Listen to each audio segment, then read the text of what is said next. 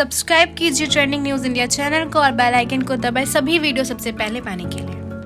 साल 2015 की बात है।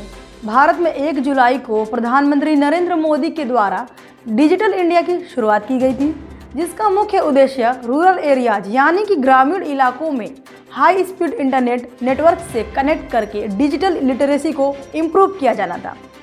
पूरे देश भर में डिजिटल इंडिया का जोर शोर से प्रचार प्रसार होने लगा। लोगों को इसके फायदे गिनाए जाने लगे। सरकार की यह पहल जनता को भी भाई अब हम इंटरनेट डिपेंडेंट होने जा रहे थे। एक तरफ सरकार डिजिटल इंडिया की मुहिम चलाती है, तो वहीं दूसरी तरफ अपने सुविधा अनुसार इंटरनेट शटडाउन भी कर देती है। और यहाँ हवाला दिया जाता है सुरक्षा का। इंटरनेट हमारे जीवन का एक महत्वपूर्ण अंग बन चुका है। हमारे रोजमर्रा के कार्य जैसे कि शिक्षा, व्यापार या फिर सामाजिक व्यवहार अमूमन इंटरनेट पर निर्भर है। बार बार इंटरनेट पर बैन मानव अधिकार का हनन है। आज इंटरनेट के प्रति सरकार के इस रवैये के लिए इंटरनेट के ही माध्यम से करेंगे सवाल सरकार से। जी नमस्कार, मैं हूं आपके साथ सुषमा पांडे। आप देख रहे हैं ट्रेंडिंग न्यूज इंडिया। हाजिर हूं सवाल सरकार के एक और भाग के साथ। आज का विषय राइट टू इंटरनेट का है। मौजूदा हालात में यह सुनना आम हो गया है कि इस जगह इतनी देर के लिए इंटरनेट सेवा रद्द कर दी गई और इस तरह के कदम उठाने के लिए वजह राष्ट्रीय सुरक्षा का दिया जाता है। पर बार बार इस बात को क्यों भुला दिया जाता है? जहां बात राष्ट्रीय सुरक्षा की है, वहीं बात बेसिक ह्यूमन राइट की है, यानी कि मानव अधिकार की है।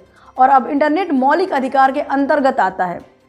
अगर असामाजिक तत्व इंटरनेट के माध्यम से समाज में अराजकता फैलाने की कोशिश करता है या फिर हिंसा फैलाने की हिम्मत करता है, किसी भी तरह की घटना के बारे में अफवाह फैलाता है, तो यह बिल्कुल गलत और अमानवीय है। पर इसकी सज़ा अगर सबको मिलती है जिनकी रोज़मर्रा की ज़िंदगी प्रभावित होती है, तो सवाल सरकार से यह है कि यह सही है? आखिर कब तक राष्ट्रीय सुरक्षा और फेक न्यूज न फैल जाए, इस डर का खामियाजा नागरिकों के आवश्यक कार्य, शिक्षा, कारोबार आदि में बाधा डालकर भरेंगे। आज के डेट में किसी भी प्रकार का डेवलपमेंट डिजिटलाइजेशन के बिना पॉसिबल नहीं है। साल 2016 में इस नीड को देखते हुए UNHRC United Nation Human Rights Council ने यह कहा कि right to internet should be made a fundamental right, यानी कि इंटरनेट के अधिकार को एक मौलिक अधिकार बनाना चाहिए। पिछले 10 साल में इंडिया में 400 के करीब शटडाउन हुए। अगर पिछले 2 साल की बात करें तो 4 अगस्त 2019 में जम्मू कश्मीर से धारा 370 हटाने के दौरान इंटरनेट शटडाउन कर दिया गया था। अगर इस घटना के डिटेल में जाएं तो 4 अगस्त 2019 को सुरक्षा के नज़रिए से इंटरनेट का शटडाउन किया जाता है और ये शटडाउन हटता है 4 मार्च 2020 के बाद, यानी कि पूरे 213 दिन के बाद। और इस तरह यह इंडिया का लॉन्गेस्ट इंटरनेट शटडाउन बन जाता है। 4 अगस्त 2019 और 4 मार्च 2020 के समयकाल के अंतर 3 केसेस आते हैं जो आगे जाके इंडिया का एक नया राइट डिसाइड करते हैं। वो राइट होता है राइट टू इंटरनेट का। पहला केस है Fahima Shirin versus state of Kerala का। इनके गर्ल्स हॉस्टल का रूल यह कहता है कि आप 6 से 10 के बीच मोबाइल नहीं यूज कर सकते। हॉस्टल के इस रूल को अपोज करते हुए इस केस को फाइल किया गया केरल हाई कोर्ट के सिंगल जज जस्टिस PV आशा के सामने। इस कोर्ट ने स्टूडेंट के लर्निंग प्रोसेस को ध्यान में रखते हुए एक बहुत बड़ा फैसला सुनाया।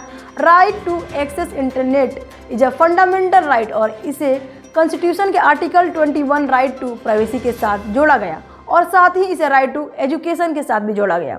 ये था फाहिमा शिरीन का केस। और अब दूसरा केस है Anuradha Bhasin versus union of India का। ये केस सीधे जम्मू एंड कश्मीर से रिलेट करता है। ये केस फाइल किया गया 10 जनवरी को, जिसमें 4 अगस्त से चल रहे इंटरनेट बैन को चैलेंज किया गया और इसमें यह कहा गया कि मूवमेंट पर रेस्ट्रिक्शंस के साथ साथ ऑनलाइन कम्युनिकेशन को शट डाउन करना फंडामेंटल राइट 19(1)(a) यानी कि right to freedom of speech के अगेंस्ट है। सुप्रीम कोर्ट ने कहा कि right to internet is a part of article 19(1)(a)।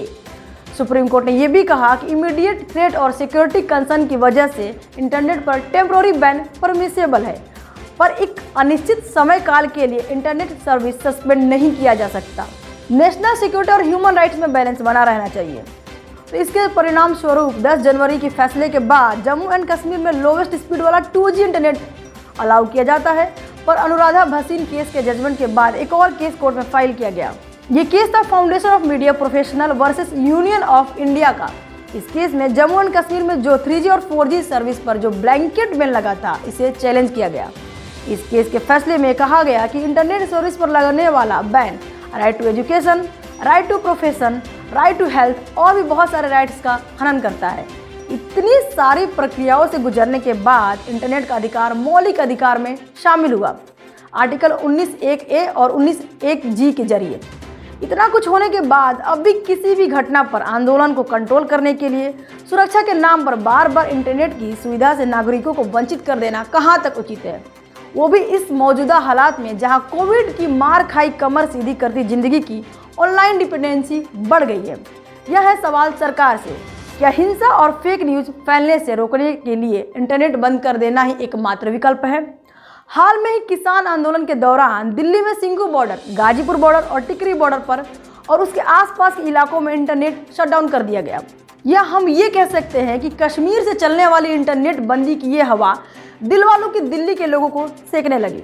Bharat जैसे लोकतांत्रिक देश में बात बात पर किसी विवाद से उबरने के लिए इंटरनेट पर ब्लैंकेट बैन यानी पूरी तरह बैन का क्या शोभा देता है? जो सरकार डिजिटल इंडिया की नींव रखती है अपने देश में और फिर वही सरकार अपने कार्यकाल में मोह पर यानी भीड़ पर नियंत्रण बनाए रखने के लिए सबसे आसान रास्ता इंटरनेट बैन का अपनाती है।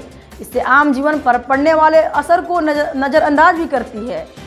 सवाल है उस सरकार से कि पूरी तरह डिजिटली डिपेंडेंट इंडिया बना करके क्या वो internet can be ban any time anywhere in India का नारा देना चाहती है सरकार?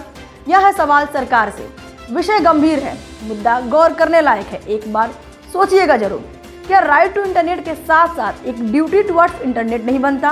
क्योंकि हम अंदाजा भी नहीं लगा सकते कि बिना खबर की सच्चाई की पुष्टि किए उसका आगे फॉरवर्ड करना, शेयर करना, किसी सोशल साइट पर पोस्ट करना कितने बड़े हिंसा का रूप ले सकता है। हर एक फंडामेंटल राइट के साथ साथ एक फंडामेंटल ड्यूटी भी आती है, ड्यूटी उस राइट का सही सदुपयोग करने का।